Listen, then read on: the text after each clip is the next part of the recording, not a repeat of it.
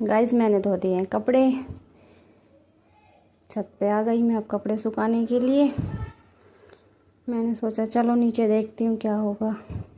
बच्चे सो रहे थे, रुद्र भाई साहब सो चुके थे, यशु जी भी सो चुकी थी।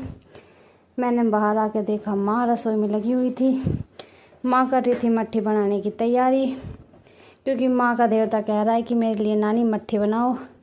अब वो कल अपने घर जाएगा तो इसलिए माँ उसके लिए मट्ठी बना रही थी। माँ ने बोला बच्चे सो रहे हैं तो चलो दोनों मिलकर बनाते हैं मट्ठी। सासू बहू लग गए हम दोनों मट्ठी बनाने के लिए।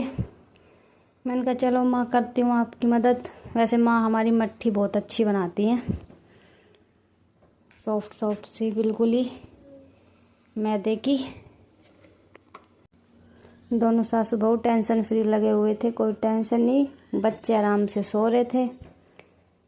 पर ये ज़्यादा देर का वो नहीं था ना, बच्चों को खुशी बर्दाश्त नहीं होती, मेरी तो बिल्कुल भी नहीं। इतने में यशु मैम उठ चुकी थी, उसकी रोने की आवाज़ आई, फिर मैं उसको लेने चली गई। फिर उसको लेके आई। मैंने कहा ये एक तो बना के ही जाऊंगी अब, इतने माँ लगी हुई थी अकेले। फिर उसको ले आई मैंने कहा चल यशु मेरी मदद कर तू। यशु कही ला मम्मी मैं ही बेल दूंगी, तू तो रहने दे।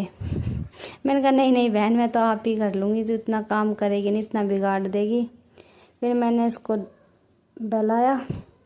मैंने कहा बहन तू थोड़ी देर बैठ, इधर देख मैं कैसे कर रही हूँ, फिर तुझे सिखाऊंगी। मैंने कहा तुझे मट्ठी खानी है खा ले, पर इधर बैठ जा, शैतानी ना कर। फिर क्या होना था, यशु जी को आ गया गुस्सा। यशु ने कर दी टॉयलेट, कह रही ले मम्मी काम तो तुझे मैं करने नहीं दूंगी, अब तुझे खड़ा ही होना पड़ेगा।